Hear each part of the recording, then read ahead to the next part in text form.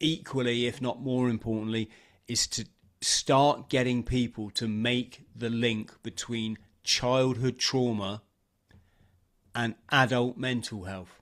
Yeah. Because in the military community, we're losing so many people, predominantly it affects the guys, to suicide.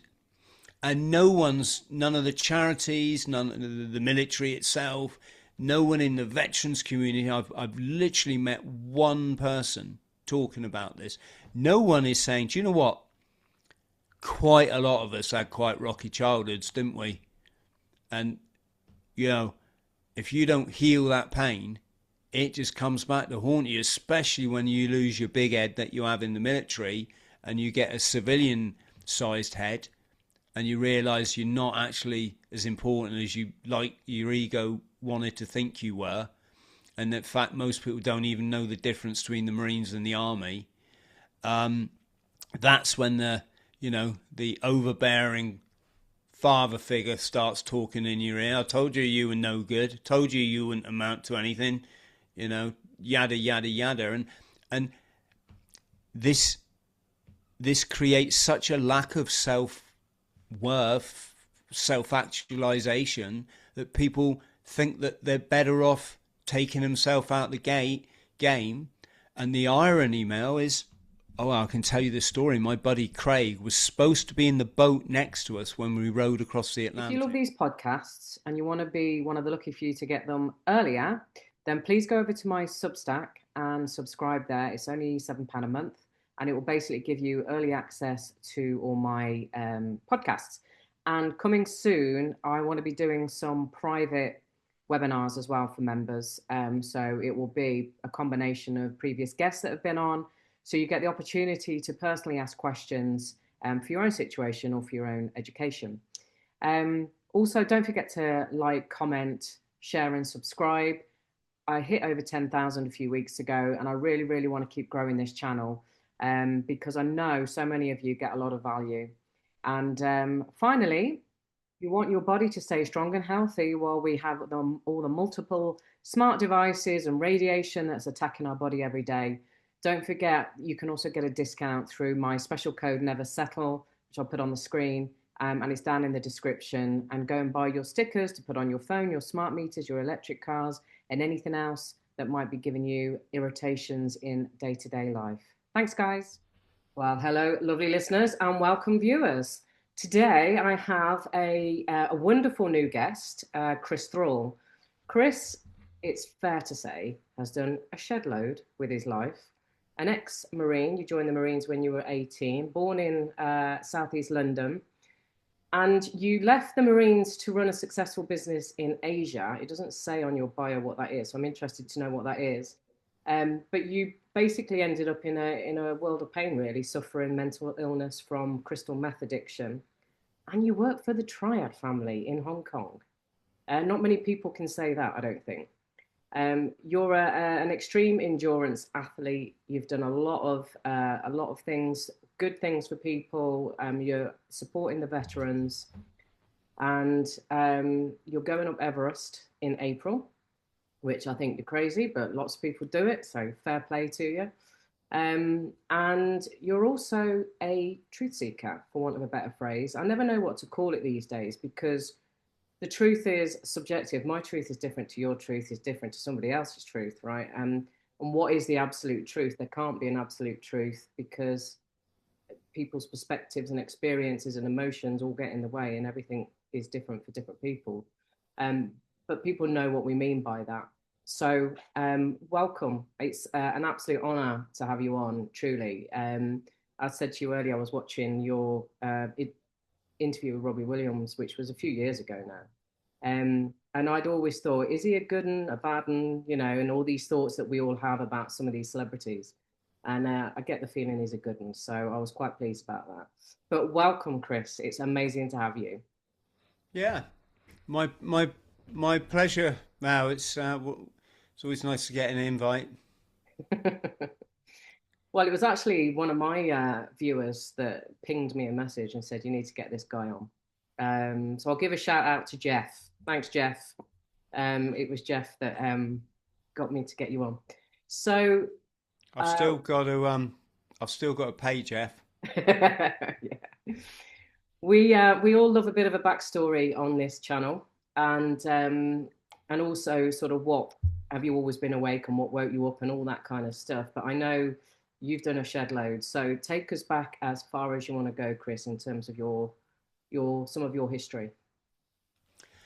Yeah, okay. Thanks, Mel. So, in a nutshell, because I've written three memoirs about my backstory. Um, how can you say? So, I left the Royal Marines to go and run what was a fairly successful business, albeit for a limited period in Asia, in Hong Kong. And I'd had sort of quite an interesting time in the Marines. Served, I went straight on active service in the Northern Ireland conflict, which was quite an eye opener. Did Arctic warfare training up in the north of Norway. And then I was part of a high security detachment on an aircraft carrier. You must have For crossed paths with Mick because he was out in Norway as well. yeah, most I'm sure we sure sure we have. And so yeah, so I sailed around. We sailed around the world for for a year. It was absolutely amazing. And yeah, I had this business opportunity came along. So I was running this. It was an international network marketing business. Anyone may remember it was called Quorum International, and I gave it what they said. They said give it a year and see where you're at.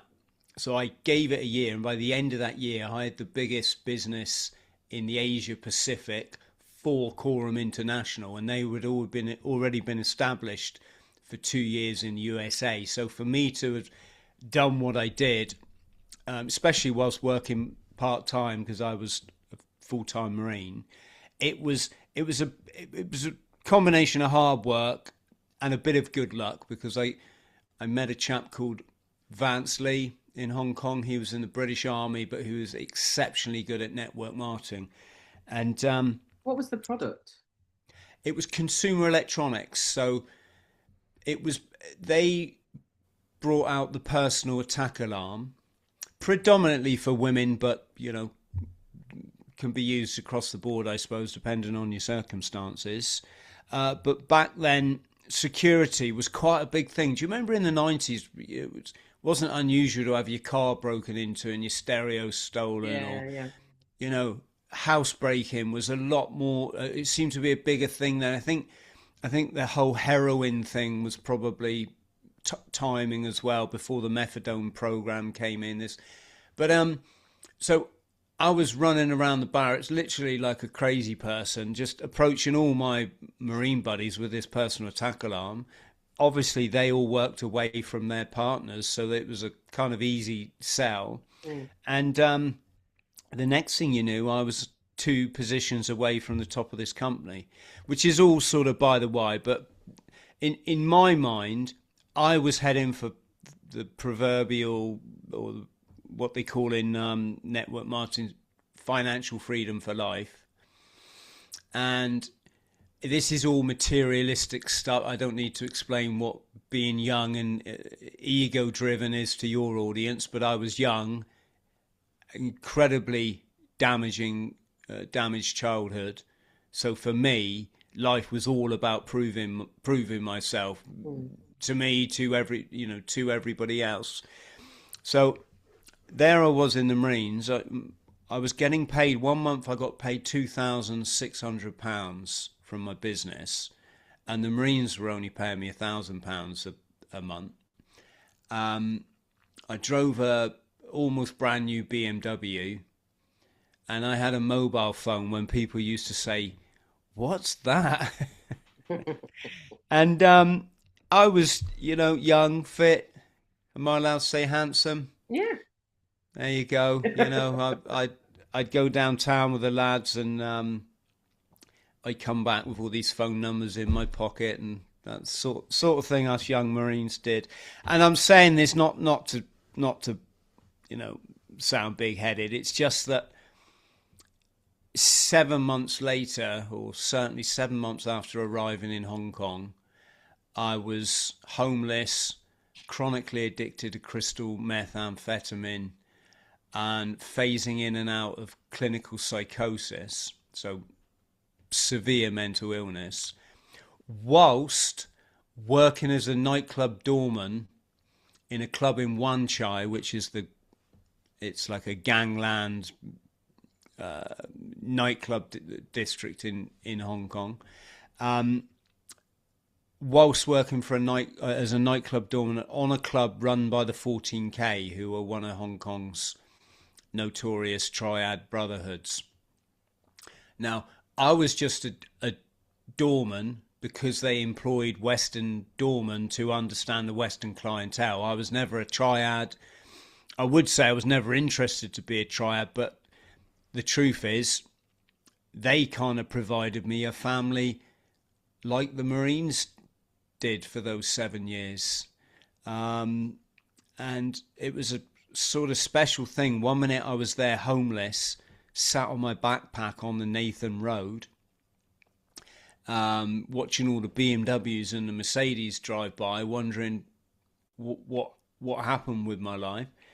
The next thing, I'm the sort of front man on a club full of these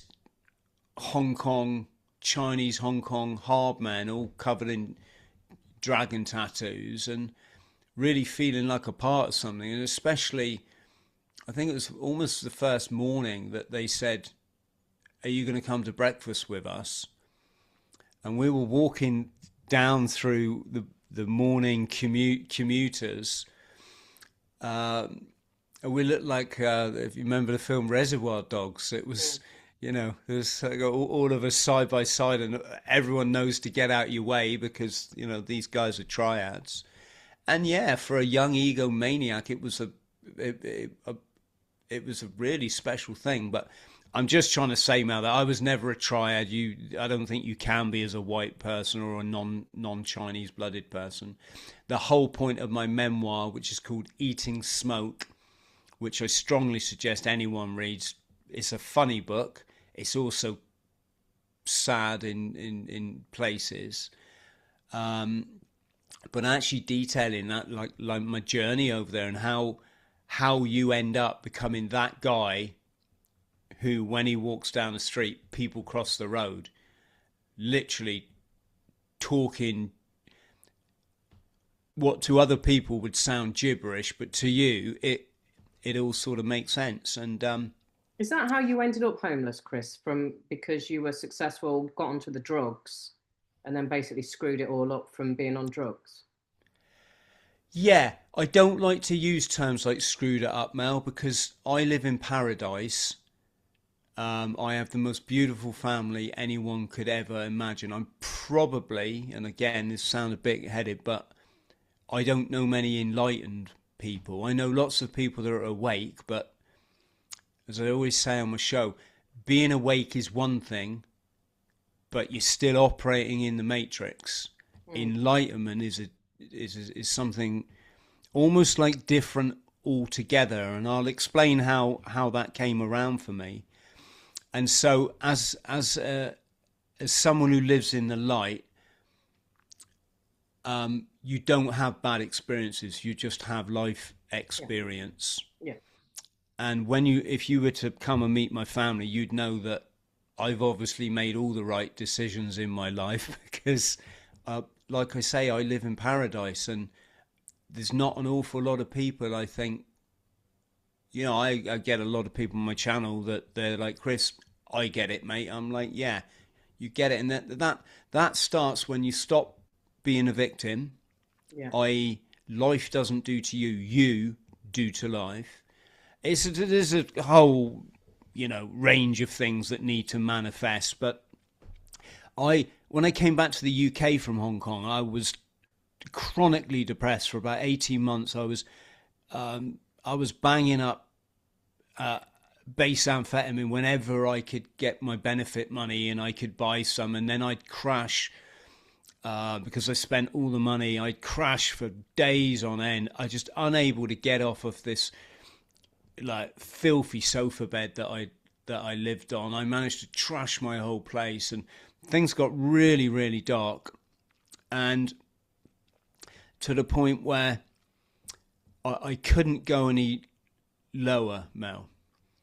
And even I, at that lowest point, which was probably nervous breakdown number 3 by that stage, just absolutely crying because I couldn't understand what had happened to me. And I was thinking of that little boy that I used to be when I went through loads of stuff that no child really should go through at the hands of, you know, adults and the people that are supposed to protect you and nurture you and cherish you and look after you. And in that moment, I just thought, hang on, Chris, who's looking after that little boy now? You're not doing a very good job of it, mate. You're shoving drugs in his arm at every opportunity. You're too ashamed of your appearance now to go out the front door. And you know what? You used to be that handsome Marine with the flashy cars and a long list of, you know, always a girl you could call at the end. That might be mere materialistic bullshit, mate, but at least you had materialistic bullshit. You what have you got now? You got nothing, you know. And it was at that moment I found the key to this fabled thing called enlightenment. And the key was, and I didn't know this, I just decided, leave the past behind, heal it, leave it, forgive everybody involved. It's not going to do you any favours taking grudges forward in your life in any way whatsoever. I think it's that cliche of you're drinking a poison and expecting other people to feel pain. So I thought, you know what? Let's embrace my past. Let's be proud of it, and let's be grateful that I've had the experience of an abusive childhood. Because I've learned from it, and I can help other people to understand theirs now. So let's do that. Secondly, let's be grateful for this life, rather than trying to dull myself down to numb it all. Why don't I actually start being grateful? Because a lot of my Marine buddies were dead by then. We lost a guy, I think it was like within the first week in the Northern Ireland conflict. I had buddies, we had guys killed surfing on trains. We had guys killed running away from the police on a night out. My buddy Simo that I was in Northern Ireland with, he got knocked off his motorbike when we got back. Dave, another close buddy of mine, we shared a room together.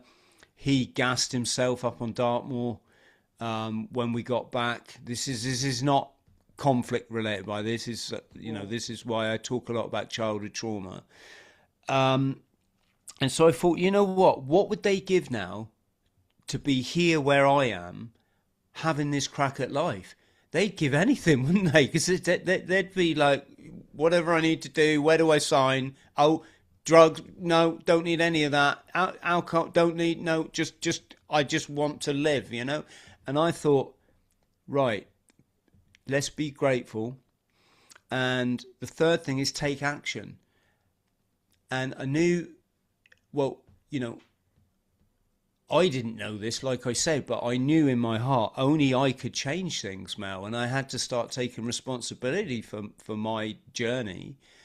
And I thought, I'm never going to be an angel. I don't want to be an angel. I don't want to go to sort of self-help groups or the church, because I'm just hearing people stand up and call themselves failures. I'll just be like, fuck off. I'm not a failure in any way, shape or form. I'm someone that come from a really challenging childhood. And that's manifested in my adult life because I'm not healed. So I thought, yeah, I've got to do this my way. And I made a promise to myself to cut down on the gear. And rather than spend all of my benefits every fortnight on it and then be chronically depressed and shivering cold and literally starving like a wild emaciated animal, I thought, I'm going to I'm going to get a £10 bag, they call it acting out in addiction parlance. You get all your stuff together, and it's a bit like when you choose your bottle of wine in Tesco. You get all that sort of excitement that, oh, right, I'm going to have a drink tonight. It's just slightly more sort of seedy when you're banging up drugs.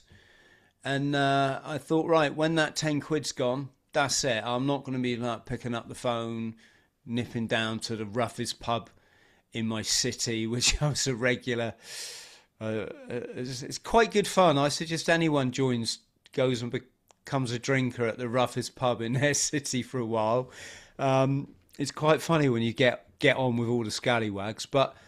And that was that. So the next morning I woke up, and ordinarily I'd have just rolled over and tried to sleep off the depression and awaken only to. I used to buy pasta and porridge, 17p for a 5 kilo bag of porridge, and 26p for a 3 kilogram bag of pasta. The cheapest no frills I could get, and I'd mix it together with as much milk as I could spare, chuck on 20 sugars, put it in a microwave on low, and then I would eat it, Mel, like a wild animal. That is how starving for calories my body was all the time. And so rather than wake up the next day and roll over and go back to sleep, I thought, whoa, hang on, Chris, what did you say you were going to do yesterday? Get up. So I got up, I threw open the curtains, I looked out, I said, morning, son. Thank you so much for this opportunity called life. I'm truly grateful. And I kid you not, Mel, and this is the funny thing about me, I came to enlightenment before I was awake. So I was enlightened in the Matrix, if that doesn't sound crazy, because I turned around and I looked down at this sofa bed and thought, no, I'm not doing it. I'm going to go and make a cup of tea. Just a cup of tea, nothing stronger. And moreover, I'm going to enjoy doing it because this is my journey and I'm getting my life back. And as I walked to the kitchen, which is not very far in a starter home, I just had this feeling that I've never ever had in my life. And I can't describe it because it's indescribable, but if I had to, in scripture they'd call it your body fills with light, or you've had this epiphany and you see an archangel, arc being an arc of light from your left brain to your right hemisphere operation. Well, that's what I had, and it just felt that suddenly everything was perfect as it was, as was I. I had nothing to prove to no one anymore. I just had to live my life, and it was almost as though there was something just there, some force that I couldn't describe to you because obviously it wasn't there. I just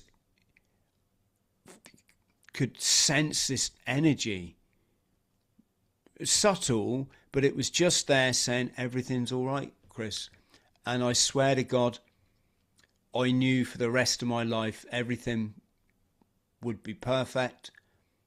And 86, 87 countries, 7 continents, 6 books, popular podcast, beautiful family, every adventure sport, from becoming a pilot, a skydiver, an advanced scuba diver, to running the length of the United Kingdom when everyone said you're crazy, you can't do that. I said watch me, and moreover I'm not even going to do any training, I'm just going to do it. I ran from John O'Groats to Land's End, carrying a 15-kilogram backpack with all my camping gear to raise awareness of the veteran suicide problem that we have. I then did a quadruple Ironman, so 4 Ironmen back to back or simultaneously. Distance triathlon with 8 weeks training. I've run across the Sahara Desert in the infamous Marathon des Sables. I rode, this time last year, I rode across the Atlantic Ocean in a 21-foot rowing boat with an absolute legend mate of mine called Louis. He's a veteran as well.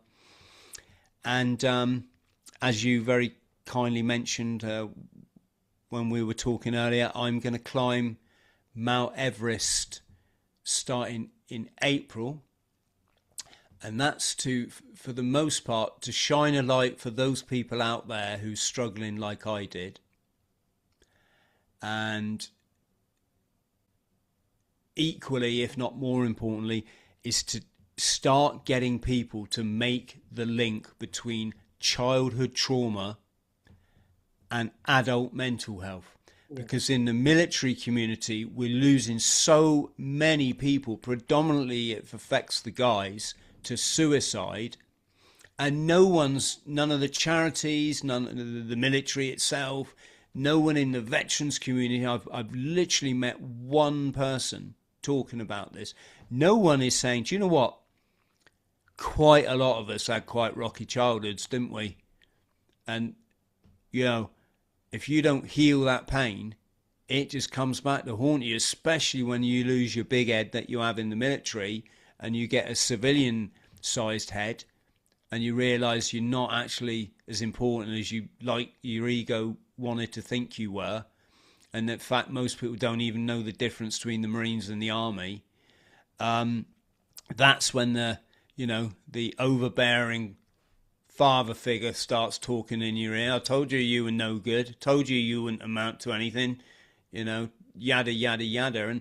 And this creates such a lack of self-worth, self-actualization, that people think that they're better off taking themselves out the game.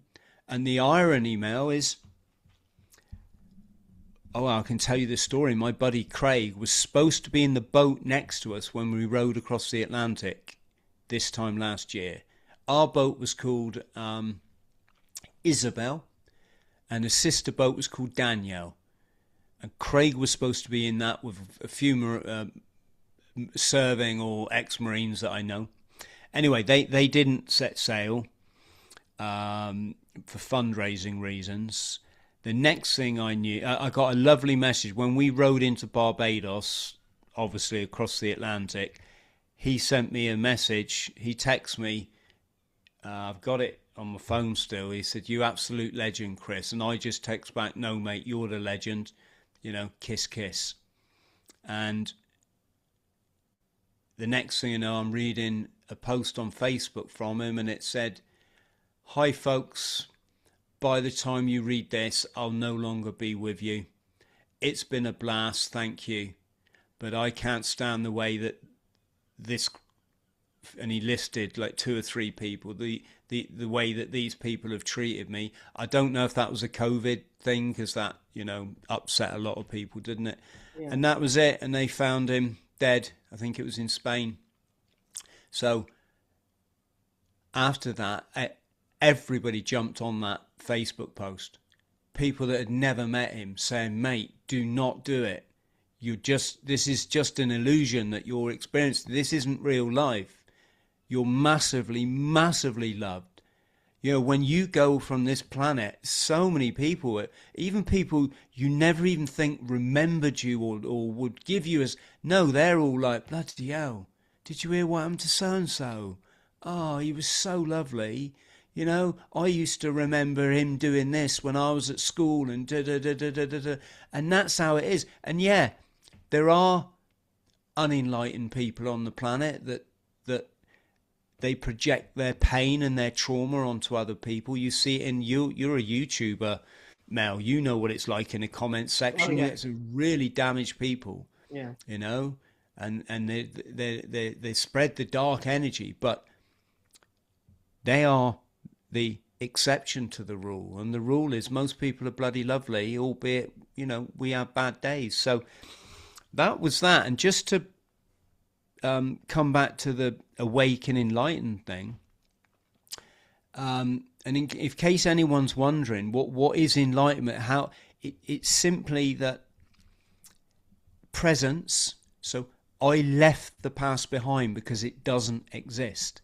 In the same as the future doesn't either, we have this pinprick in time in which all of our life unfolds. It's coming out that way, like something coming out of a Pandora's box, not going along linearly, if that's even a word.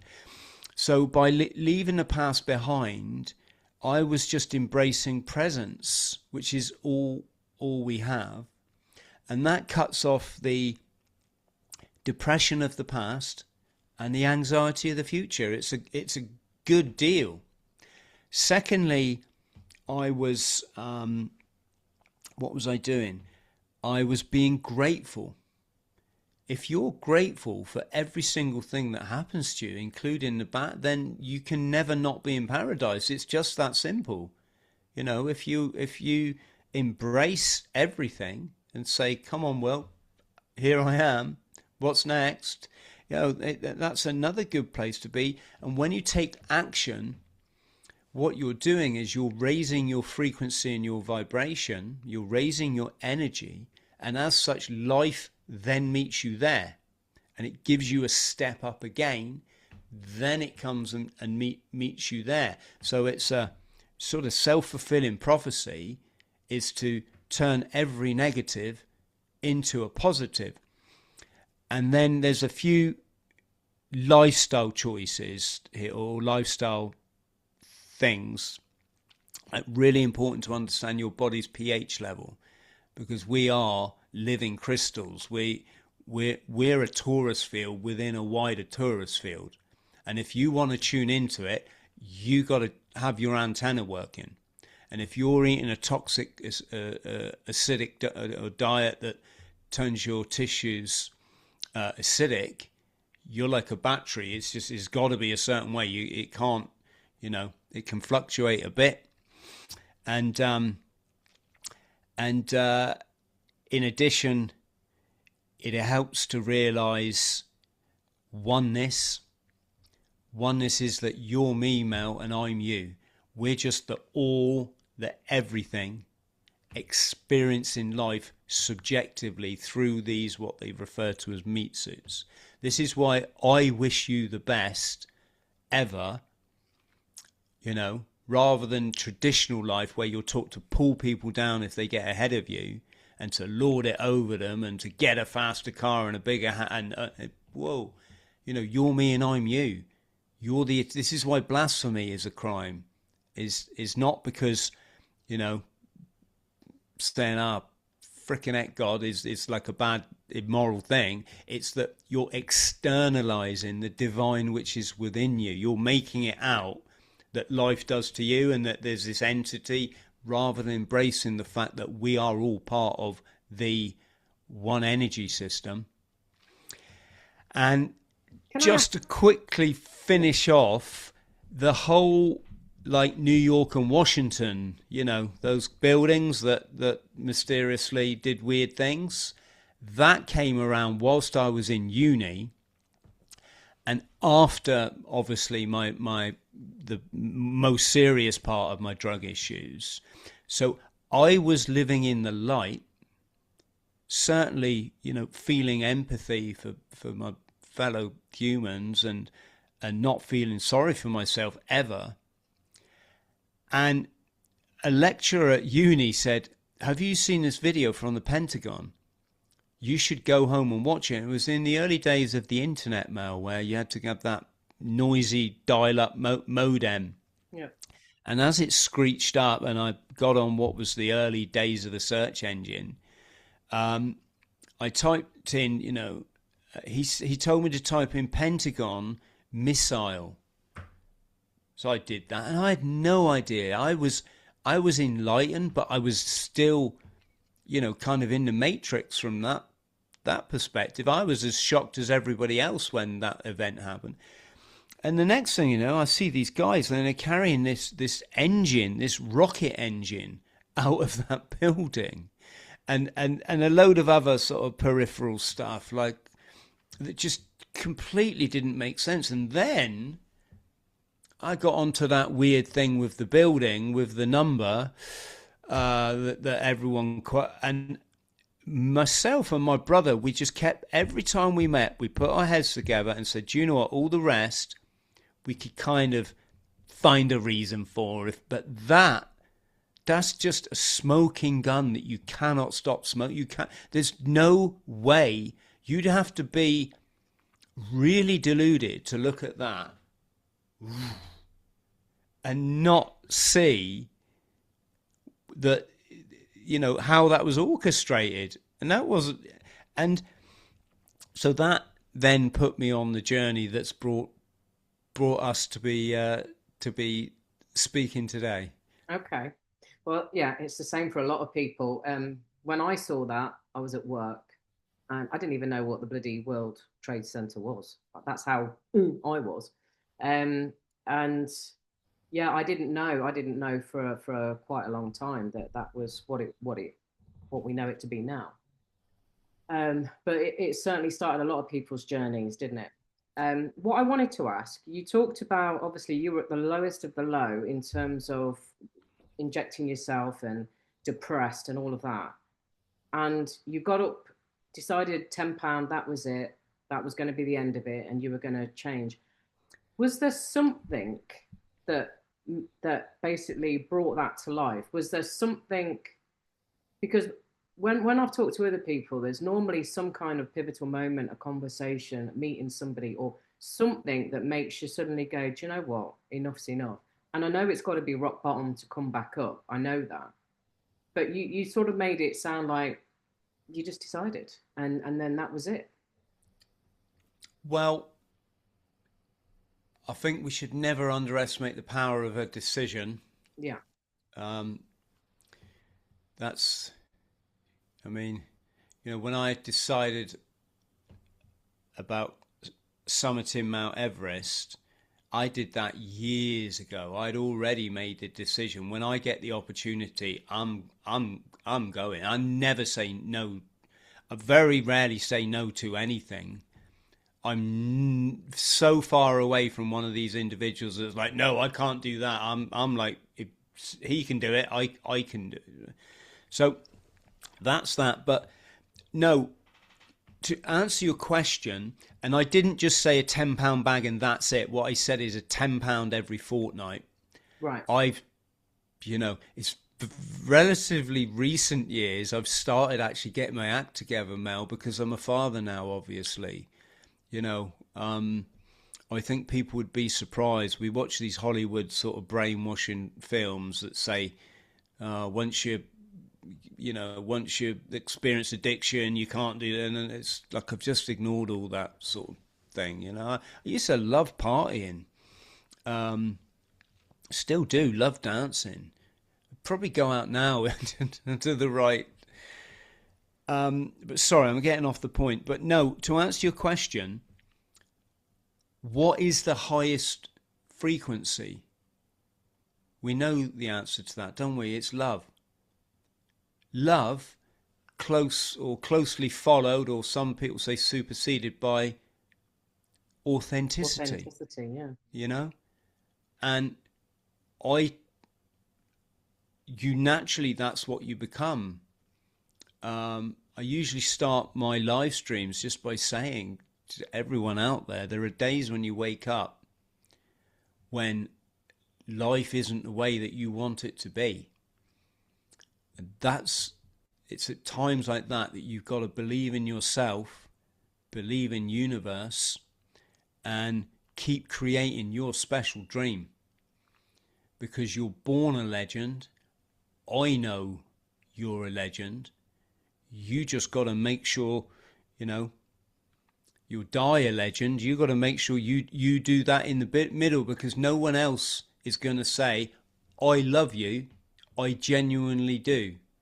People don't tend to do that, Mel, because of the societal indoctrination that we're put under from school. You're taught all this maths and equations and all this stuff you never ever use. You're never taught to go up to your fellow human being when they're suffering, put your arm around them and say, it's okay, I love you just the way you are. Don't go changing, or certainly don't change for, these reasons. And so in that moment, I was thinking of that little boy, my former self, and all the stuff that had gone on in my life. My dad driving us 300 miles in his little minivan,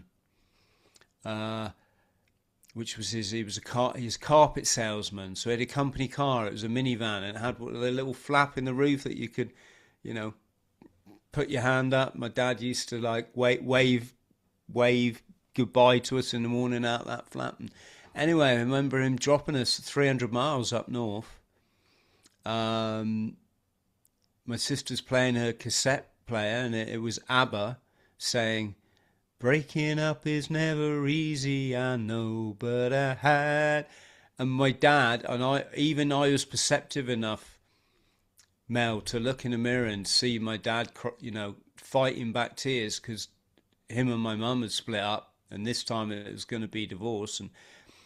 And he dropped me on a pavement 300 miles away. He did something he'd never done in my whole life, which was he gave me a hug. And he said, and by this time my sister had run in to see our grandma, because Mum had gone to our grandma's house. And I'm like, I can't just run in and see my grandma. This is the last time I'm ever going to see my father again. And no matter what shenanigans had gone on over there, boy loves his father. It's a seminal figure in your life, and I love my dad, and he just got out. He said, I love you, son, but I'm not allowed to be with you. And meaning that, my mum had taken us away again, which wasn't her, not her fault, I'm not suggesting. And he jumped back in that minivan, and I just was looking in the wing mirror, and I could see him just crying his eyes out, and he waved to me all the way down the road. And no kid should have to go through that. It's like the stuff of Hollywood bloody films, And don't get me started. I'll tell you about the day my tortoise died. that would, if people aren't traumatized already, that's really going to set you off, I tell you. Oh. And that kid, he shouldn't have had to go through a lot of this stuff. Or as an adult, I can say it's all for a reason, obviously. But back then, trying to battle chronic drug addiction, I just thought of that little boy, and he was harmless. He wasn't a nasty little boy or anything. He didn't, he was just a little boy. And in that moment, I'm loving him because he's me. And I guess that's the foundation stone of change is love. I couldn't keep doing to him what I'd been doing to him. It was an epiphanal moment. Amazing. A moment of realizing that, look, this behavior, it's not got me anywhere, is it? It's not working. When I first started going out, we were dancing to house music and going up to the illegal raves and stuff, or raves, shouldn't call them illegal. It was just amazing, this learning so much about me in Hong Kong. First time I started trying crystal meth, I learned that I could write. I'm a best-selling author now. School didn't tell me that. They just told me I was a failure. I failed all my exams except control tech and design tech. Everything else, I think it took about 12 exams. I failed all the rest. They didn't tell me that, no, actually, you got the potential to be an international best-selling author. I say international, it's Hong Kong and the UK, but you Go for it. you got to write your own resume on these things, haven't you? And they didn't tell me that I could draw and that I could paint, and it's actually quite fairly easy once you understand the basics. And they didn't tell me that I was like, the world's greatest dancer I, either, but you know, all this amazing. So all of it was good. This experience was good in the early days. And what had happened is you know, I'd kick the ass out of it, hadn't I? Try to keep that good feeling going way past the point of it benefiting me anyway, to the point where I was just trying to maintain this absolutely chaotic, mentally unwell state, because I thought, you know, just get high again, stay high, stay to not. And when you're at that stage, actually becoming straight again, sober, that's got its benefits, you know. I mean, within a month or so, I'd bought food. I could go in the supermarket, and I wasn't rich, you know, I wasn't going to be buying a joint or anything, but I could buy, you know, soup. I hadn't had, you know, I could buy myself soups. I could buy myself a loaf of bread, or you know, I used to just buy the 6p supermarket owned white slice stuff, and I used to put the cheap margarine. It was a 16p a tub for a big like 2 litre tub of margarine or something. And the Bovril that I put on it, I shoplifted the Bovril because I didn't have. I didn't. I had £1, but £1.87 was my weekly shop. That's about to give people an idea, you know. So there you go. And what happens is, when you start putting a distance between you and addiction, or your addictive behavior, you get gains, because you're raising your energy again, aren't you? And suddenly people that had left your life start to come back, and they are happy to see you, and they treat you to a meal or whatever it might be. They like push you into, go on, you can get a job, get off that bloody benefit, you know. Okay, do you think I can, you know, you really are I was fragile, Mel, fragile. When my mate came over once, I just said to him, he's one of my oldest friends, and he'd been living abroad, being a ski instructor, and he was home for a bit, and he'd heard about me. So the first thing he did was come and see me, which no one else did. Not that I sort of blame him. And I can remember him watching him trying to fight back tears, because he couldn't believe what he'd found. You know, he couldn't believe it. And I just said, Rob, can you do me a favour? He's like, yeah, mate, anything. What? Just, I said, can I come and stay with you for a bit?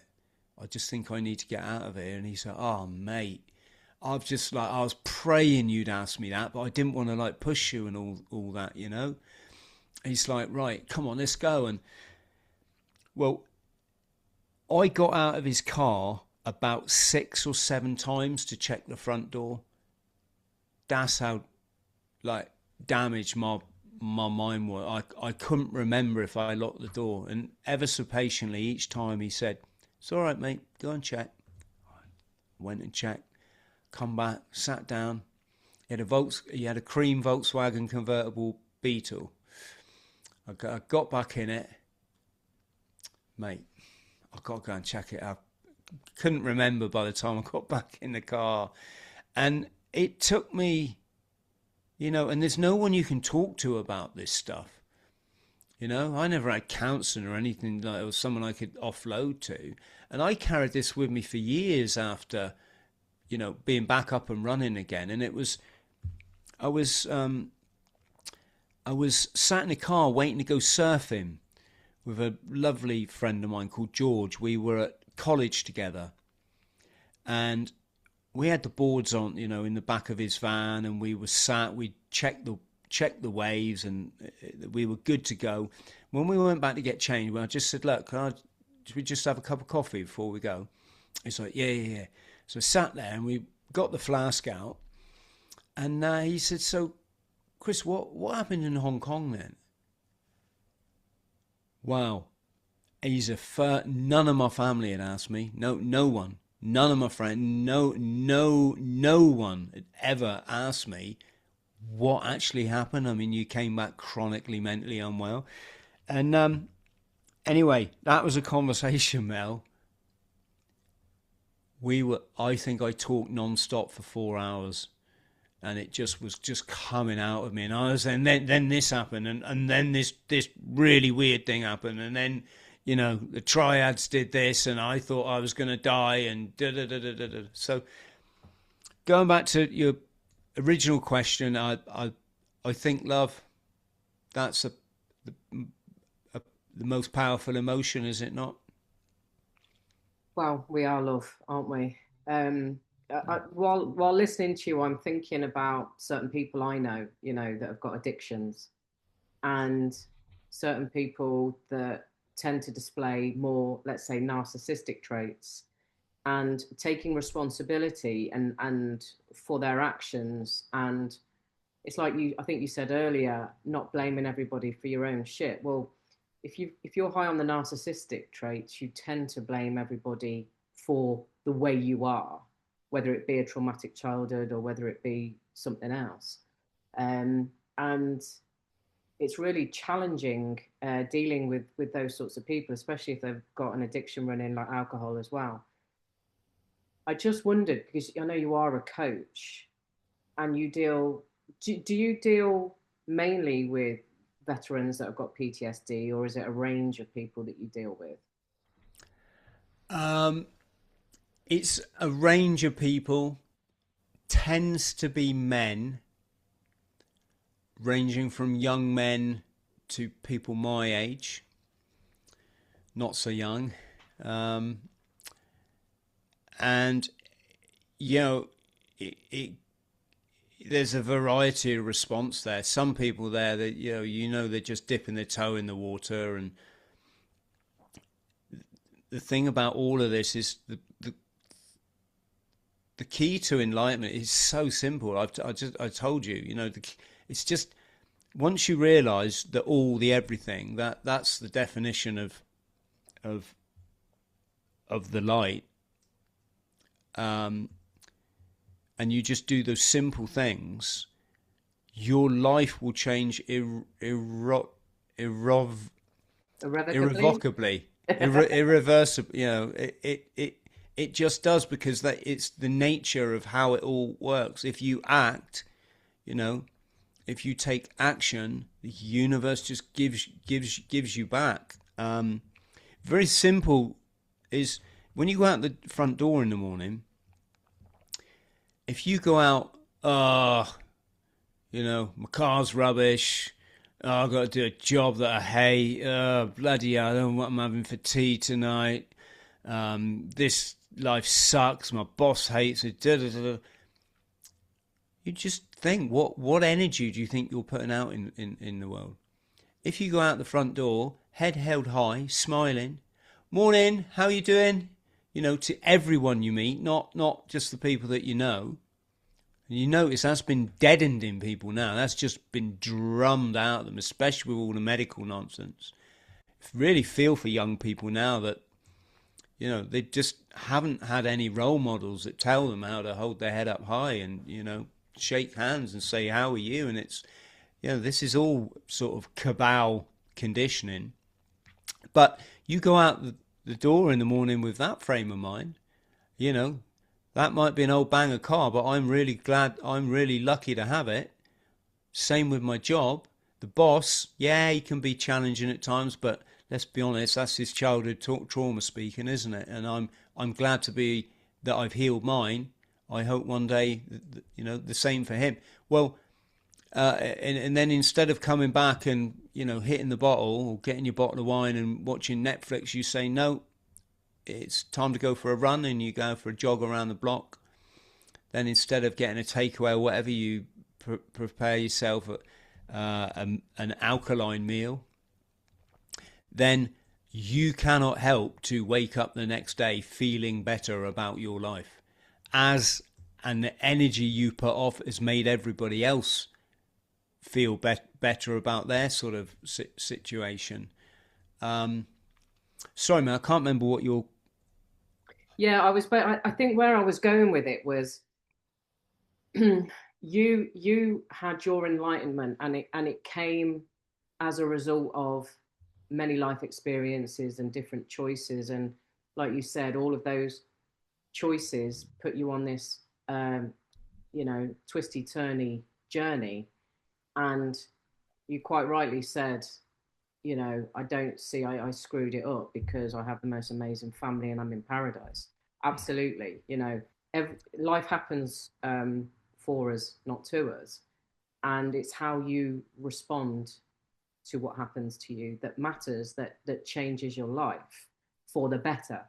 Um, I think what I was asking was, like my own son has mental health, anxiety, panic attacks. It's been going on 2.5 years, probably longer than that, but in the extreme forms, 2.5 years.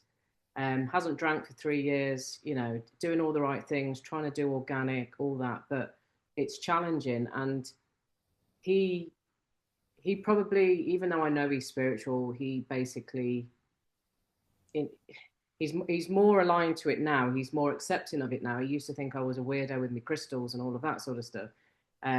He's more accepting of it now, but not so much thinking about my son, thinking about some other people that have got addictions and are blaming everything else for their shit life. And I didn't ask to be born and all that sort of stuff. I just wondered, if you had somebody like that in front of you, and maybe you don't get somebody like that in front of you because those people tend not to go for counselling or go for coaching or all the rest of it. But I just wondered what enlightenment you could put on somebody that is like that sort of blames everything and everyone for their shit life. Yeah. Well, I mean, if that was me speaking to someone, you've got to kind of in that, you'd adopt like a interrogating sounds too strong a word. I can't remember what we used to call it when I was a substance misuse specialist working in an agency. You have kind of like an investigating approach. So if someone says, "Oh, my life's shit," you say, "Why?" "Oh, well, it's I'm in this like dead end job and I hate it." "Well, why are you in it?" "Oh, well, I've just it's a job, isn't it?" Well, and I guess what you're trying to get at is you're trying to get people in their mind to challenge their own perceptions, Yeah. to go, "Do you know what, Chris? I don't have to be in this job, do I?" "No, you don't. I could actually train for something better, and if I took action, yes, you could. If I cut down on the booze and the spliff and the this and the that, I'd be in a much better frame of mind, wouldn't I?" Yes, you would. You're self-medicating trauma, not a lecture. I was off my head for 35 years and it's just the way it is, but everything sort of comes to an end eventually. So I'd say that, but I can tell you from my own experience, it's a never ending process. It's a work. What I told you was 1997. We're now 29 years later, and I still work at this every day, Mel. And I have to, because I'm around some pretty damaged individuals, you know, because I'm a content creator, social media type, person. And you have to have your if you want to call it your spiritual armor up all the time. And when you drop it, that's when whatever people's chosen metaphor is, devil, Lucifer, Satan, dark energy, cabal, that's when you get exploited. And you can find yourself going out the front door in the morning and you're just full of negativity and you're just thinking dark thoughts and you're just da, da, da, da, da, da, da, and whoa, you've got to be aware of that. You've got to have the knowledge to know what's happening, because I mean, people call them archons, don't they? This non-human life force that will drag you down because they don't get to experience the human experience. They can only experience it by sort of dragging yours down. And this is why when you got a hangover, what do you do? What do you eat? What do people eat when they got a hangover? Stodge. Absolute crap. Not a lecture. I do it with, when I used to drink, did it myself, absolutely. But you eat that, then how do you feel the next day? Especially if you're someone who's likes to keep trim, exercise. How do we feel the next day? Feel negative, don't you? You feel a bit depressed that, oh God, so I went out for a drink Friday after work. Saturday was just absolutely written off. I didn't go out for me run or go to the gym or go for a walk with the dog. I just sat watching absolute chuff on the telly, cramming pizza and chocolate in my face to the point where even that just felt sickly. And then Sunday, I was still feeling rough. And I had these plans to go and clean out the garage and then get up in the loft and sort, all my old photographs out and da da da da. And I ended up, I didn't do anything. I just sat on the, and this is the archons, isn't it? This is the negative energy spiral. It's got you. And if you let that go, then on the Monday you can be just like, oh, I just don't want to go to work. I'm going to go to work. I'm going to sit there. I'm just going to do as little as possible. Hide behind my computer screen. I'm going to be surfing on Facebook and the internet. Hope the boss, doesn't come over here. And then as soon as it's finished, I'm going to get down that booze aisle in Tesco and I'm just going to drown my bloody, a bit late hair of the dog. And then the next night you're like, oh God. So because I drank yesterday night, I've now just got that craving. I want to drink. So you drink again, and then you're like, do you know what? What's the point? I'm not going to do a nice healthy, salad with low carbs. No, I'm just going to smash out. I'm going to get Deliveroo to go to McDonald's for me or whatever. And like I say, Mel, this is not a lecture. I say to people, when you're feeling rough, just do what you need to do until you can get back on the horse. But I'm just trying to give the example of the downward energy spiral that comes from our behaviours and our actions, and most of all our thinking.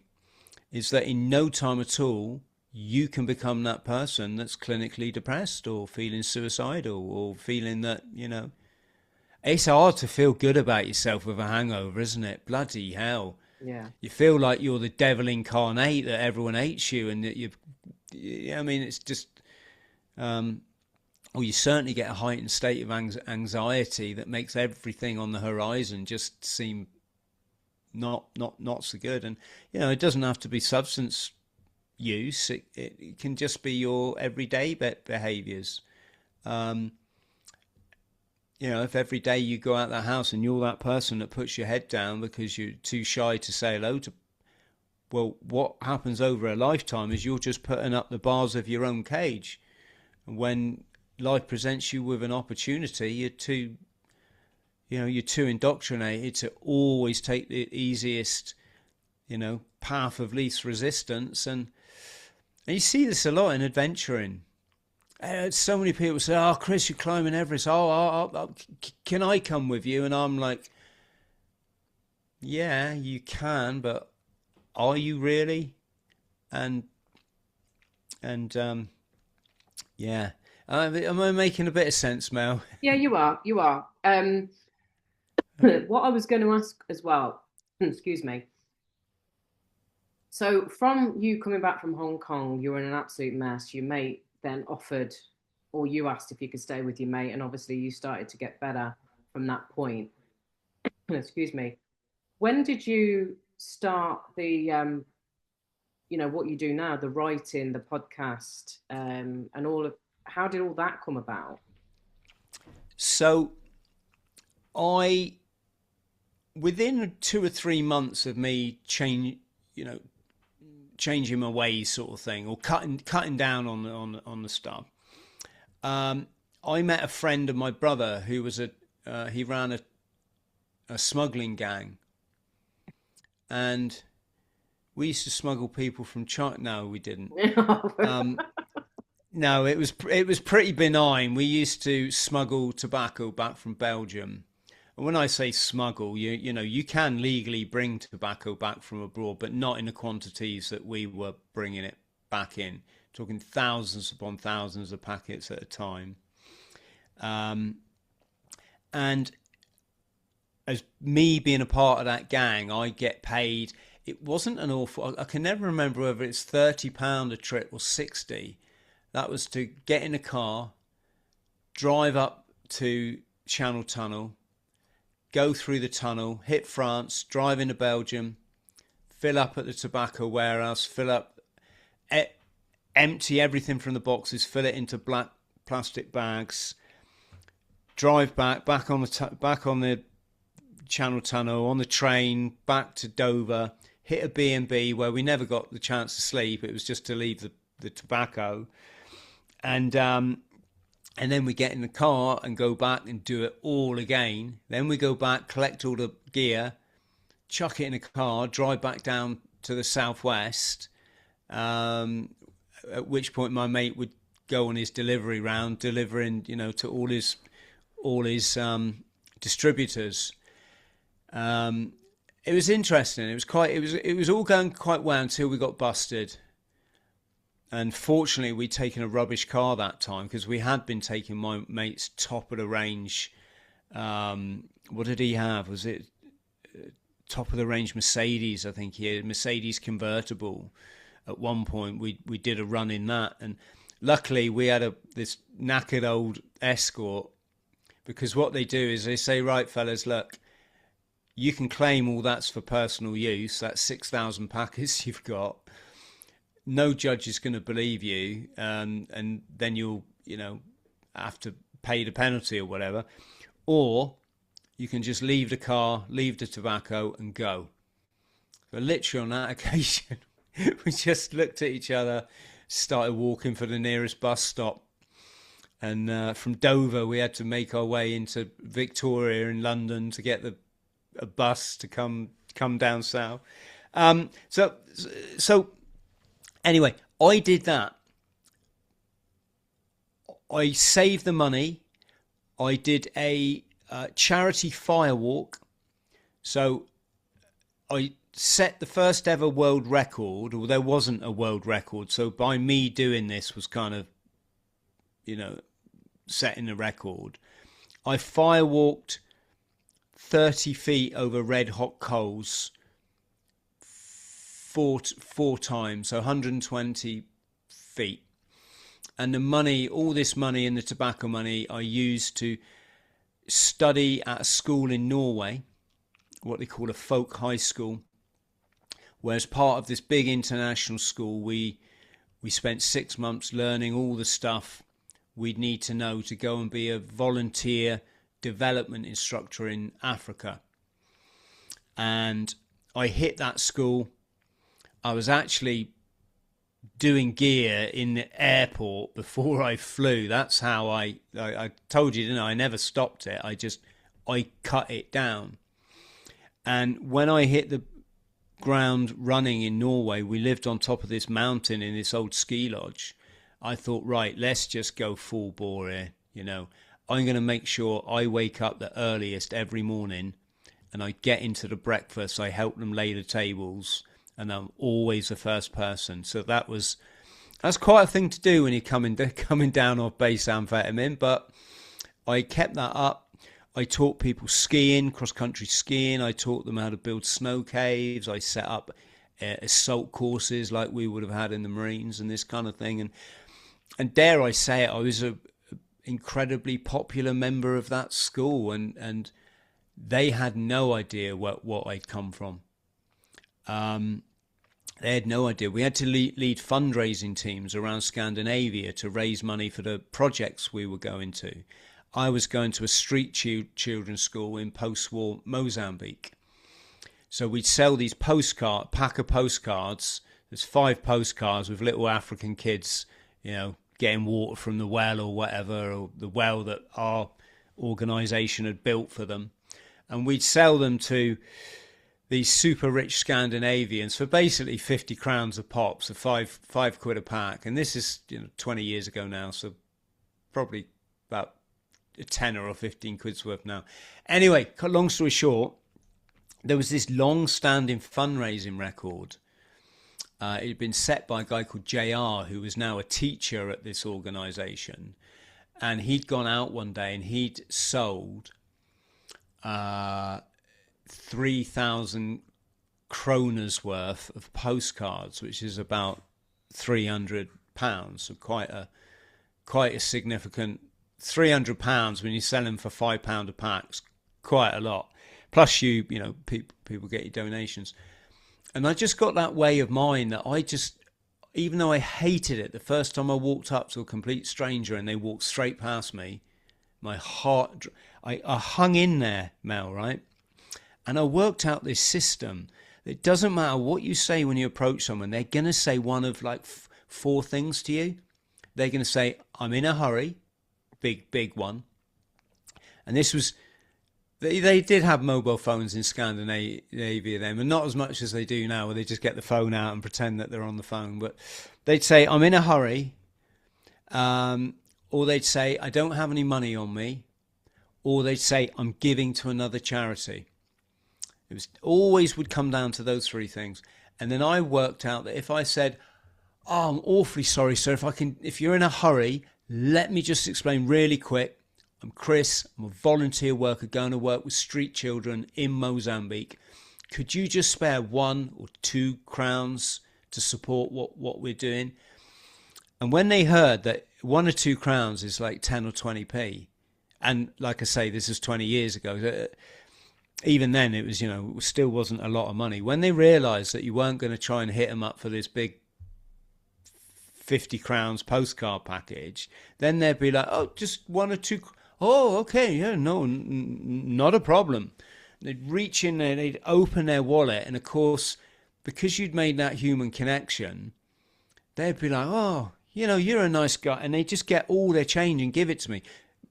Quite often, way more than the money that the postcards would have sent. So I did that, and I was like a whirling dervish. I'd hit up one person, spin around, and then hit this person up. And I used to teach my, my fellow participants at this organisation. I'd teach them fundraising, and I'd say, listen, you're the oyster fisherman. You're going through 100 oysters to get the 1 pearl. That's it. If you understand, that's it. You'll make your money in pearls. If you understand that when you're on the street, for every 4 people you speak to, 3 are going to keep on walking, but that 1 person is a hit, then just do 4, do 4, do 4. And then, so I got really good at this. And I led a team to Finland, struck up a relationship with the mayor of a town called Pori. And he was so taken with my story and the fact that he was in the closet at the time and he had never told anybody that, I'm a gay man. And he came out to me one day expecting this big, oh my, and I was like, right. And he's like, oh, what, you're not upset? And I was like, no, of course not. I'm like the last person that can be judging anyone else with my history. And he said, Chris, I just feel like I've known you my whole life, and I've never met anyone like you. And when I was in Africa working with the street kids, he put me forward for the 2nd level commendation of Finland on the grounds of human generosity. So this is what I say to people, never underestimate yourself. Always take action. Leave the past, but just do it, because you'll be so surprised at what you're capable of and what the universe brings you. So that was that. So I worked in Mozambique. It was an incredible experience. And when we first got to our village, we were on this rickety old chicken bus. You'd gone from the city where things were decayed and bombed and bullet holes everywhere, but at least it was a city, and people are wearing, what, like cut off jeans and a t-shirt or whatever. You get out into the rural, and suddenly it's like being in a Tarzan film. It's mud huts and people walking between the huts with, the women with water pots on their head. And it was just, I mean, I saw quite a bit while I was in the Marines. I travelled a fair bit. I actually had dinner on top of the World Trade Center a couple of times with my buddy. And we hired a limousine because we'd met these girls from Texas, so we wanted to, impress them. So I'd seen quite a bit, but this was like nothing you'd ever imagined. And right from day one, I thought, you know what? I just want to be with these kids, do what they do. And this organisation, already I was starting, whenever you get to the bottom of a charity organisation, in my experience, it's never really good. You're going to be disappointed, You're going to, they're money-making operations for a reason. Money corrupts, money creates power, power corrupts absolutely. Lord Acton. And that was what it was. So I thought, you know what? I can't let that destroy all my hard work getting here, all that fundraising, all those tobacco runs. I'm just going to do what I can for these kids. Take them fishing down on the reef. We were right next to the ocean, was it? The Indian Ocean off Mozambique. And at night I'd wander up to the mud huts to their village. I'd leave the bungalow, which was in a little sort of compound where we lived, and no aircon, no nothing like that, just mosquito nets and a lot of sweat.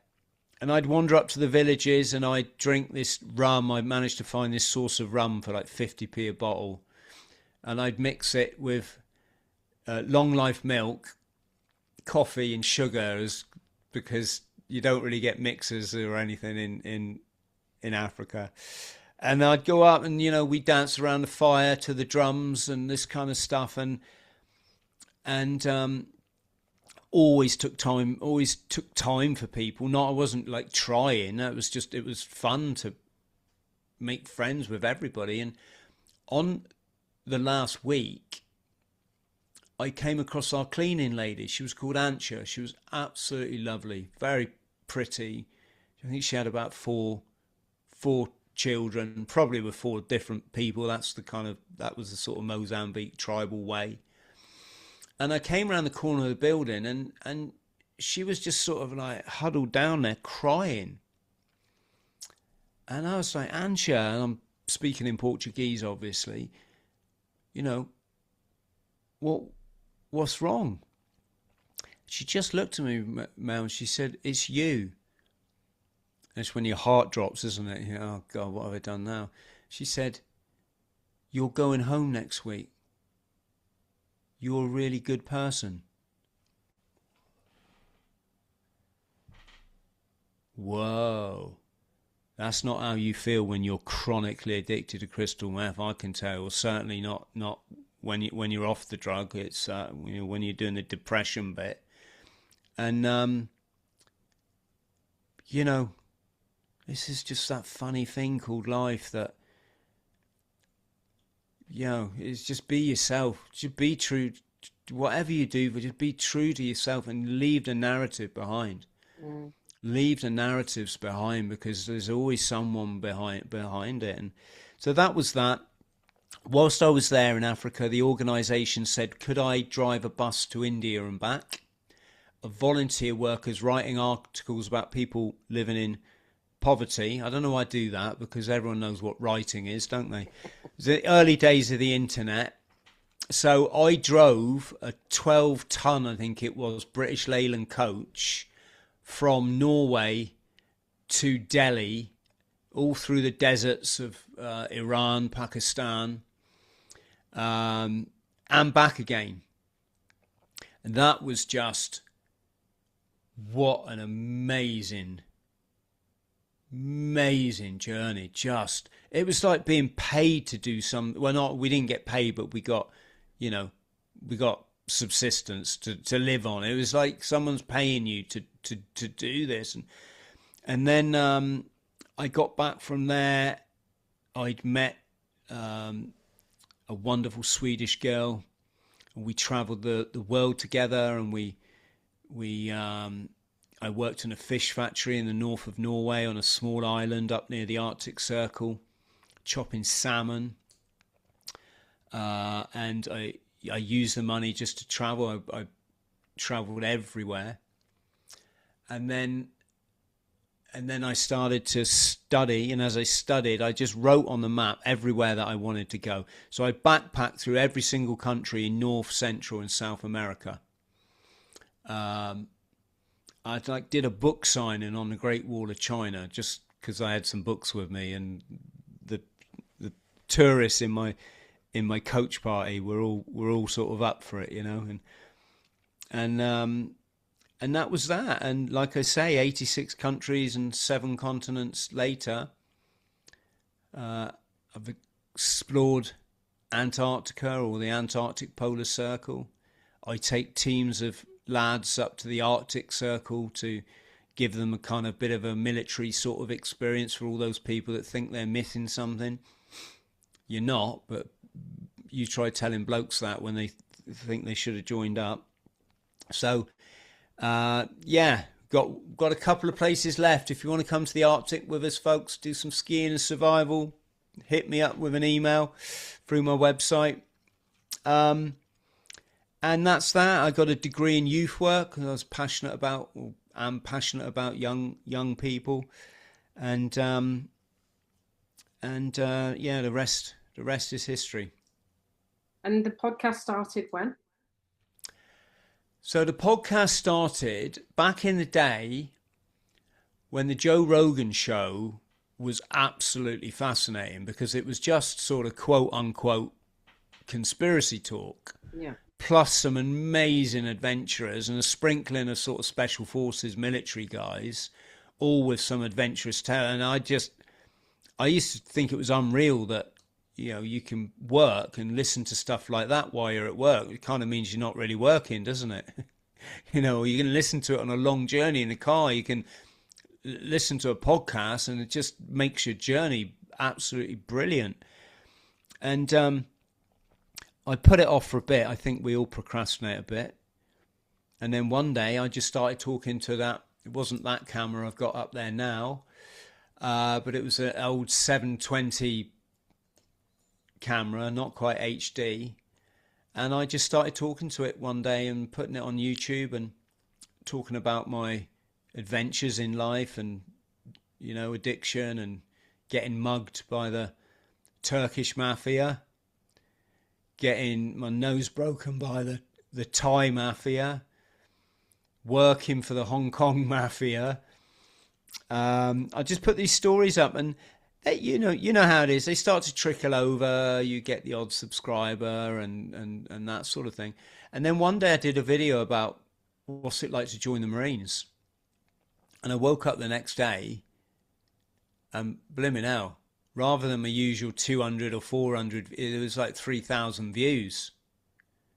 Well, that was for someone who was determined to make it at something in life. I mean, in the material realm, you know, pay the bills at least. That looked like a way to go. And what happened is I did a load of military stuff, but always, Mel, with a caveat. You know, this is my life. This is what I did. I came from a damaged background. I felt I had to prove myself. You don't. Also, we didn't have the internet when I joined up. In our mind, we were the good guys. It was that simple. Now, I'll tell anyone joining the military, I wouldn't stop you. If that's what you've got to do for your, you know, your journey, whatever, you know, it's an amazing lifestyle. But do yourself a favor and don't ever tell yourself you're doing it for freedom and democracy, because you ain't working for the good guys. Yeah. I'm just being on. This is my truth, Mel. I'd be a liar if I didn't. And what happened is, I took that approach, and it always went well. I had a lot of special forces guys from the Iranian embassy siege come and talk to me on the podcast. All this kind of stuff, and then what happened is, when the medical scam hit, I was still at that thing where even though I was sort of on the enlightenment journey, I was still dipping into the matrix like behavior. And part of matrix behavior is you think other people are going to come and save you, Yeah. or your fingers crossed. And I was looking at our military, thinking not only are they a million miles from saving anyone, but not only that, they're jabbing their people with that stuff. And none of them have got the balls to stand up and say, this is wrong. This is clearly a psychological operation. And these boys and girls shouldn't have to go through. They are not guinea pigs.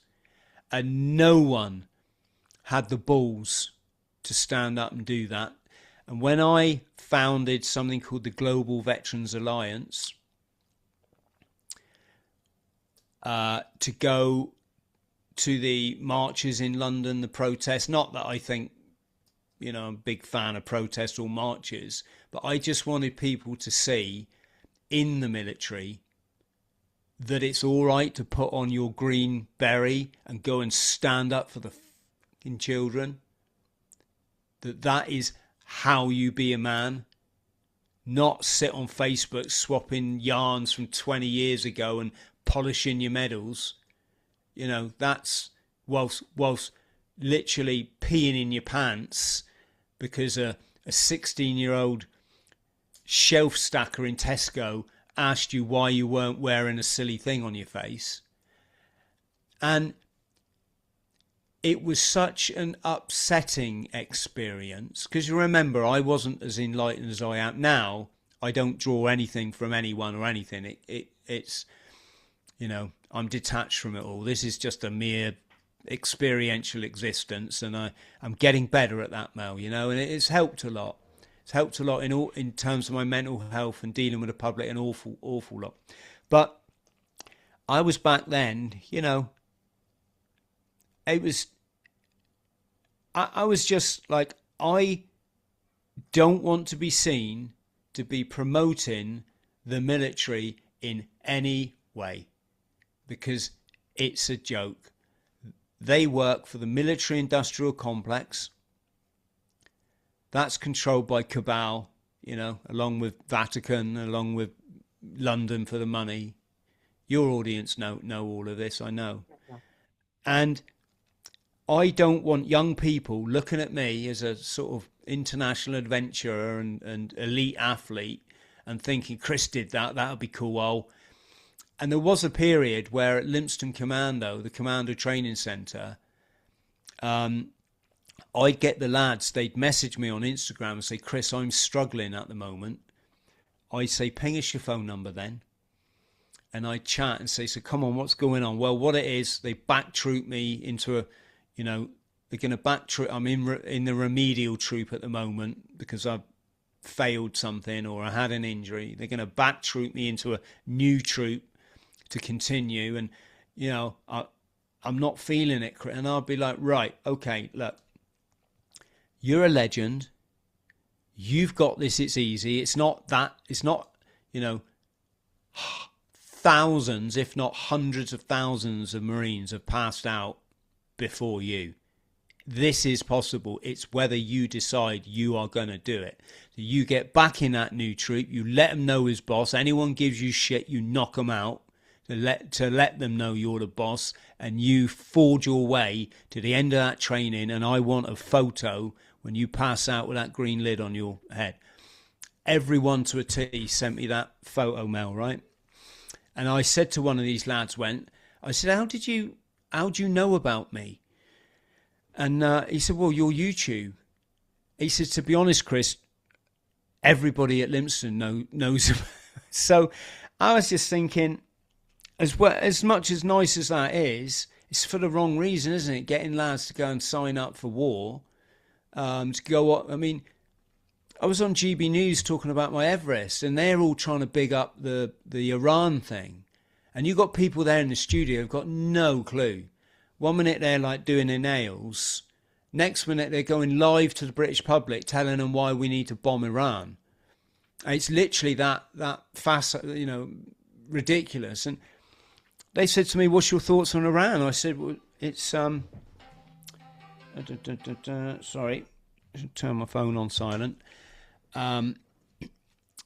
They said, "What's your thoughts on Iran?" I said, "Well, it's George Carlin summed it up best." She said, "What do you mean?" I said, "Well, it's a big club and we ain't in it. So why are we even contemplating support what they're trying to tell us to do?" And I said, "If you think sending our teenagers overseas to slaughter their teenagers is somehow going to end well, you're deluded." And that kind of, I don't think I'm going to get invited back on back on GB News anytime soon. But that's the truth of the matter. And so that was my channel. And it was at that point that, look, I'll talk to forces guys. It's fine. It's a bit banal now because, you talk to them and you're like, right, so when did you wake up to, what happened in New York and Washington? And they're like, well, I didn't. And well, then is this really a conversation that's going to like ingratiate people, if that's the right word, nurture them, help them on? It's not like I've got criteria that people have to be awake or enlightened. Or it's not. It's just that I sit there looking at that person, thinking, God, that's like me all those years ago, isn't it? And so I'll still chat with anyone, but mainly the stuff that hits is me taking what's going on in the world and then interpreting it for people. To see behind the headlines, whilst always reiterating that, look, if you want to address what's going on, it starts with you. No one's coming to save you. The military aren't going to come and overthrow the government. They work for the government. Government's controlled by the cabal. The cabal in itself comes from the ancient Babylonian mystery schools, so they understand more than ever what I've been saying on this podcast is energy, vibration and frequency. And their sole aim in life is to keep you locked in your ego because you're controllable, living in an ego-fueled fear bubble. So that's what kind of works best now, even though, Mel, the honest truth is I just look forward to getting back to being a podcast host and yapping with people that, and it's sad. I've chatted George King, lovely bloke. He'll climb up the Shard building like barefoot and then base jump off. This kind of stuff. Just absolutely mental. As a skydiver and a parachutist myself, if I wasn't a skydiver and a parachutist, or at least that's what I've done in the past, I still want to talk to that guy because that is just, whoa. How do you do that? Well, how do you pack your parachute? What if this happened? Well, that's just what I'm like. I love living vicariously through other people's experiences. It's why you watch documentaries, isn't it? Yeah. And yet I'll put that guy on my podcast. You get like 400 views, and I've got what is it, 95,000 subscribers now. You get like 400, and what it does, it just disappoints me as to. Yeah. It doesn't disappoint me. The Matrix part of me, remember, you're always, it's a spiritual battle. When the Matrix has got hold of me, or the little Lucifer on my shoulder, I could get quite disappointed about that. Is that, come on, folks. You talk about what's the answer in. The answer is join the dots. As David's always saying, David Icke's always, you got to, learn everything. Half the individuals, Mel, they'd have it that you as a you're not allowed to talk to these people and that person. You know, no, you've got to blacklist them and silent. It's like, no, I listen to them and then I work out what their trauma is, which is so easy to see when you've been at this as long as I have. Then I see what's driving their motivation. And that is how you walk the path to enlightenment, is by learn everything and then realize you didn't need to learn any of it. That's just like the Buddhic story, isn't it? You know, there's one of those ironies that paradise is at your front door. You got to just throw off the layers of programming, though, to realize that. So that's where I am now. The last podcast chat I had was with Satoshi, where he talked about the BSV Bitcoin, which was the original Bitcoin. I've had Satoshi. And I know, Mel, that you know a lot about this, which I want to chat to you about this afterwards. And that was a fascinating chat with a super bloke. A lot of my guests, Mel, after the podcast say, Chris, I really enjoyed that. I've never really been on a podcast like that before, and that's because I'm getting you on to chat. I'm not an interviewer. Yeah. I sometimes will talk as much as them. Because they're asking me stuff. What's it like to row the Atlantic? Well, it's like this sort of. So that's that. What else have we done lately? I spoke to an international drug smuggler who's now an Enlightenment coach. Brilliant. Yeah, Dickie East, absolutely lovely bloke. You know, banged up in Hong Kong. So, that's what I'd say to anyone is just stop, just don't obsess watching all the conspiracy stuff all the time. At some point, you've got to break out of that matrix, and it's a limited hangout. Obviously, is to learn this stuff. But at some point, you want to move yourself forward. If you haven't already, there's probably people way past where I am. And it's not. That's a bit of a sort of. That's muddy in the water, really, because it's not like a journey like you'd think. It's just a way of understanding. Like I say, it's just. Yeah. I know I'm preaching to the choir here with your audience, but once you realize that everything you've learned in your life is a lie, everything, then you can relearn it. What's the truth? Your school system is a massive lie. University, there's a reason they pass out with that big black square thing on their head. There's a reason why Black Rock, Black Cube, Blackstone, Trump's Atlantic City headquarters. There's a reason they all have like black cubes on them. Is this lot, they they beat to a different drum to you and I. They don't worship the guy with a wispy white beard who spends his time knocking up stone tablets and virgins. They go with the other guy, and they get you through the education system. They get you through Hollywood. They get you through the music industry. They get you through the international banking scam. You've learnt to put yourself on mute when you sneeze, haven't you? Yeah, it's good drills for a podcast host. Absolutely. They get you through, fractional reserve banking, debt-based money system, usury, religion.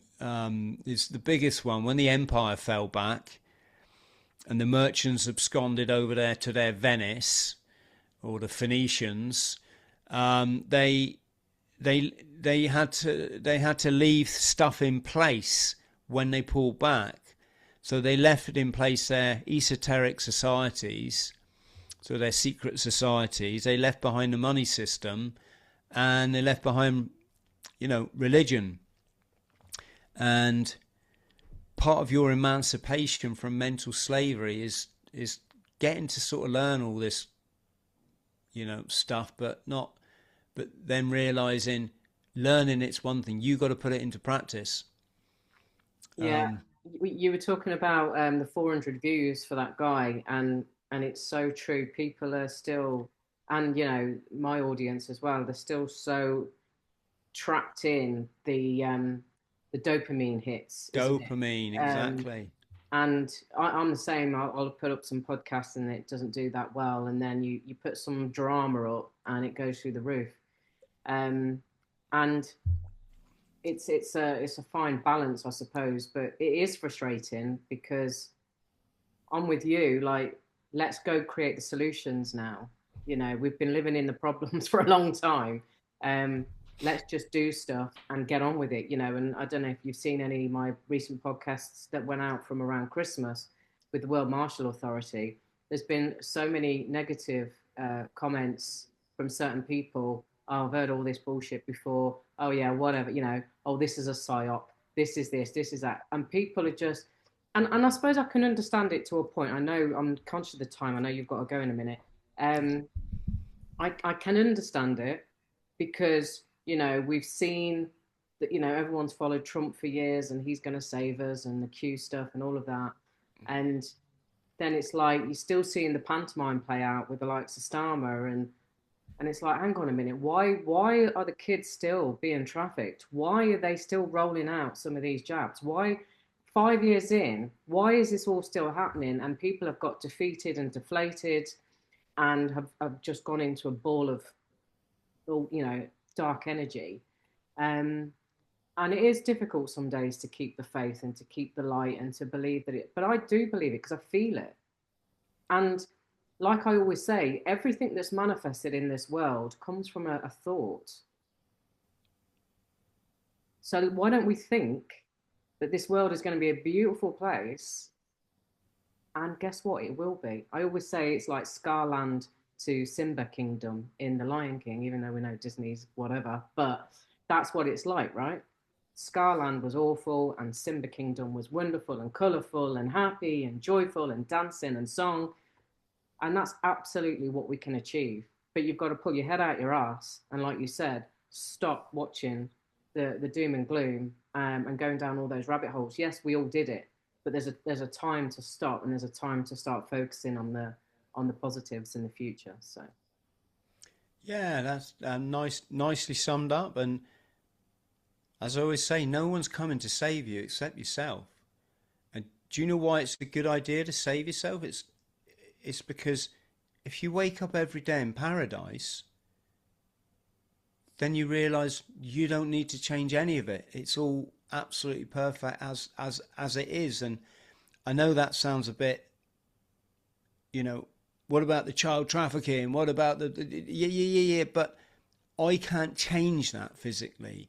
I don't own an army or have contacts in the Colombian drug cartels that can, but what I can do is I can sort my end out, I can sort my part ship. And a byproduct of sorting out your own ship is you, like I say, you wake up every day in paradise, and that's a good place because it has a knock-on effect for other people. But it all starts with that day you decide to do what I did. Stop playing a victim. You do to life. Life doesn't do to you. Leave the past behind. Be grateful. Take action. And yeah. And as with respect to the other stuff, I mean, anyone that remembers the freedom movement during the medical nonsense, it wasn't a movement. It was a whole load of different people, all with quite often opposing views, certainly from different camps, meeting together in London, because generally speaking, there was one part of this march that appealed to their sort of needs. But the idea was that it's like, well, you can say, oh yeah, well, 1 million people march a day. It's like, yeah, but some of them are marching for freedom of speech. Some of them are marching for self-autonomy, when it comes to healthcare procedures. Some of them are marching because they don't want the nurses to be sacked. Some of them are marching for, nurses against or nuns against racists. And you get those individuals into a room. It's, there's such diverse understanding of what's actually going on in the world that it's very hard to establish a plan of action with people. Oh yeah, and there's been a lot of people calling out other people, and then all of a sudden Ah, that one's a shill, that one's a shill. She's once controlled you by start asking people if like David Icke is a shill, you've just lost it. First off, I say go and meet the guy, do what I did. Find out he's an absolutely lovely bloke. He's been through a lot. He has his trauma. He operates in a certain way. But when you can't tell who the good guys are from the bad guys, then, and the whole controlled opposition thing, it's way more complicated than it. Most people self-censor because of these platforms. You can't. I do my best on my. I've got two platforms. I've got Locals, which is a freedom of speech platform. I We joined go that over today. there. Yeah, we go over there and chat about anything. But on the other platform, you know, I have to. You've got to be careful because otherwise they kick you off it. And if they kick you off, then you've got no voice at all. Yeah. How can I support all the veterans I'm supporting? How can I support the people that are depressed, anxious? How can I, so people self-censor, but that self-censorship, it's coming down. The more people that are brave enough to speak about things on other platforms, I think, it's it's becoming an easier arena to speak from. Still doesn't mean you wouldn't get kicked off YouTube. You just would, as a lot of people found out to their cost. But again, it's that thing, isn't it? You can just see where people are on their journey when their sole focus in life is what other people are doing. Yeah. Is hang on a sec, sunshine. What are you doing? What are you doing What? exactly? Right. You're late for your Yeah, I'm surprised I haven't heard a knock on the door yet, but I better go now. Yeah. where can people find you, Chris? So I'm Chris Thrall on YouTube. Just type that in, Thrall. ChrisThrall.com is my website. If people would like to chuck in £5 towards my Everest mission to shine a light for struggling veterans and also highlight the link between adverse childhood experiences and the suicide problem that we're seeing in the veterans community, you can go to gofundme.com/challenge Everest. And any one of my videos on YouTube, there's a link below it if that's easier for people to do. Amazing. And social media, I'm Chris Thrall on everything except Instagram, where I'm chris.thrall. Okay. Cool. And obviously christhrall.com, isn't it, your website, I think? christhrall.com, yeah. Yeah. Well, thank you so much. You are off doing your daddy duties now, and it's been a real blast getting to know you more. And I know there's like loads of stuff you could have talked about, and you've just skimmed the surface. But it was very, very interesting. I can only imagine what your life has been like. Like mine's been so different. And just talking about Hong Kong and then basically coming back. I think I heard one of your interviews where your dad didn't even recognize you in the airport when you came back because you were that thin. And yeah, it always amazes me. It doesn't amaze me, but what's the word? When somebody has gone from rock bottom like you were to what you've got now, and living a, let's call it a stable life, and you're content and you're happy and you're making an impact in the world and you're helping other people, it's just beautiful, because there are so many people that have gone through what you've gone through with the drugs and unfortunately don't make it, or they become a very bitter, twisted person for the rest of their life, and they forget that they're the legend, right? So yeah, I just wanted to say that. Yes, good point to finish on. Well, Thank thank you, you Mel. very much. And